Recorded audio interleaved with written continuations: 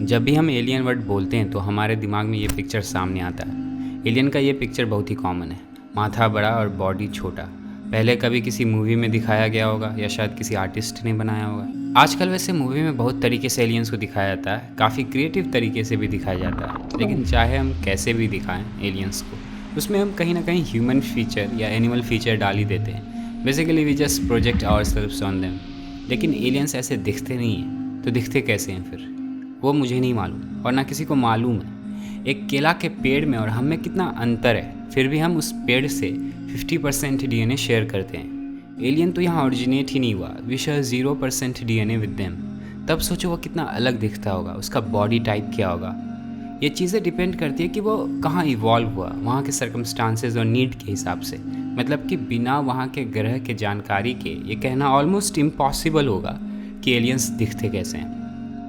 और ये था उसके अपीयरेंस पे बात। लेकिन क्या एलियंस सही में होते भी हैं? क्या इस ब्रह्मांड में दूसरा इंटेलिजेंट लाइफ है भी? ये जानने से पहले हमें ये जानना होगा कि इस धरती पे एलियंस हम लोग कैसे आए, ज़िंदगी कैसे आई। हमेशा से यहाँ लाइफ नहीं था और ना हमेशा रह पाएगा।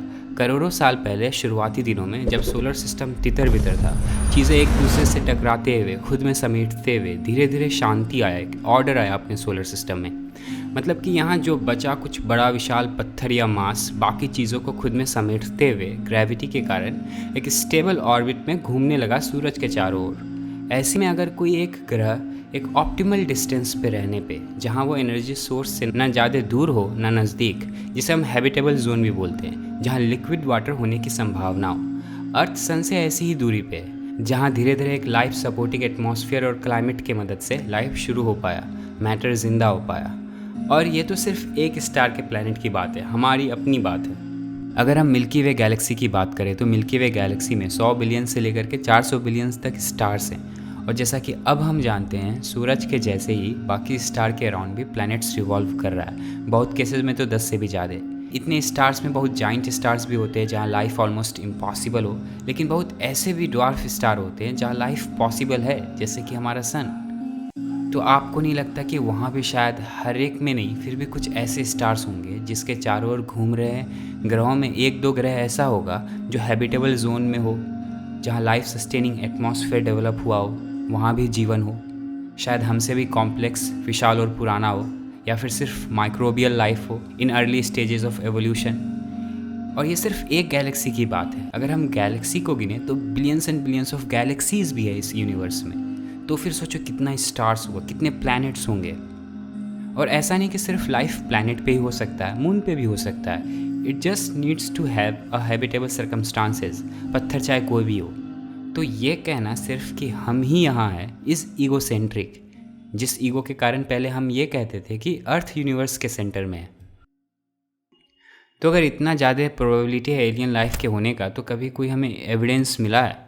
वैसे इंटरनेट कल्चर में तो हज़ारों कॉन्स्पिरेसी थियरीज है इस चीज़ को लेके, लेकिन प्लेन और सिंपल वर्ड्स में बोले तो अभी तक हमें ऐसा कोई एविडेंस नहीं मिला है which was good enough to be investigated scientifically.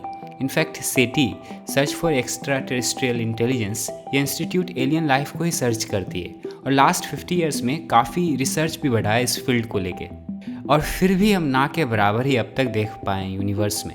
अगर सारे महासागर के पानी को मिला करके उसमें से आप एक गिलास निकालो तो अब तक हम उतना ही देख पाए। और किसी को अगर मछली देखना है उस पानी में, तो वो सिर्फ एक गिलास निकाल करके तो नहीं बोलेगा कि मछली नहीं है। उसी तरह से हमें भी इस कंक्लूजन पे नहीं पहुंचना चाहिए कि हम इस ब्रह्मांड में अकेले हैं। और ऐसा भी नहीं है कि एलियन लाइफ के पता चलने से कुछ फंडामेंटली चेंज हो जाएगा अर्थ पे। नहीं, कुछ भी नहीं होगा। जो चीज़ होता आ रहा है वही होता रहेगा। पर एटलीस्ट हमें ये तो पता चलेगा कि जो चीज़ यहाँ इस धरती पे हुई है, ठीक वही चीज़ इस ब्रह्मांड में और भी कई जगह हुआ है। We all are unique but we are not the only one, not that special either. और ये समझना बहुत ही ज़रूरी है। इस पूरे एक्स्ट्रा टेरेस्ट्रियल सर्च को लेकर के स्टीफन हॉकिंग का पेसिमिस्टिक अप्रोच था। उनके हिसाब से it was not such a good idea. अगर हम कोई रेडियो सिग्नल डिटेक्ट करते हैं किसी दूसरे सिविलाइजेशन का, तो इसका मतलब इतना तो होता है कि they are smart enough to make a radio transmitter. Hawking का कहना था कि हमें खुद को ब्रॉडकास्ट नहीं करना चाहिए, ढोल पीटना ज़रूरी नहीं कि हम यहाँ हैं। अगर कोई एलियन लाइफ अर्थ को विजिट करता है तो ये काफ़ी ख़तरनाक हो सकता है। ख़तरनाक क्यों? क्योंकि हमारे यहाँ आ रहा तो अपने सोलर सिस्टम से तो आ नहीं रहा है, क्योंकि अपने सोलर सिस्टम में कोई एडवांस्ड सिविलाइजेशन नहीं है। तो या तो वो अपने गैलेक्सी के किसी कोने से आ रहा है या फिर वो दूसरे गैलेक्सी से आ रहा है। और अगर कोई इतना इंटरस्टेलर डिस्टेंस ट्रैवल कर रहा है तो वो हमसे लाखों साल आगे है, क्योंकि अभी तो हम 100 किलोमीटर ऊपर जा कर के वापस आके बोलते हैं हाउ कूल इज़ दैट।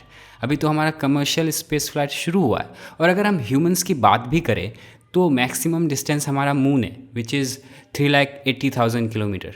और अगर कोई लाखों लाखों लाइट ईयर्स ट्रैवल करके यहाँ आया है, मतलब कि they have some bad ass technology, in other words they will be more advanced than us. और एडवांस होने का धरती पे अच्छा हिस्ट्री रहा नहीं है। नेटिव पॉपुलेशन, ट्राइबल पॉपुलेशन जिस तरह से ख़त्म हुई है, दूसरे स्पीसीज़ के साथ जो हम किए हैं, जो हम खुद एक दूसरे के साथ किए हैं बाय बीइंग एडवांस्ड, हमें डर है कि कोई दूसरा एडवांस सिविलाइजेशन हमारे साथ भी वैसा ही ना करे। We are projecting our fear on them, जो कि जेन्युइन है। We can't say for sure that they will be good to us.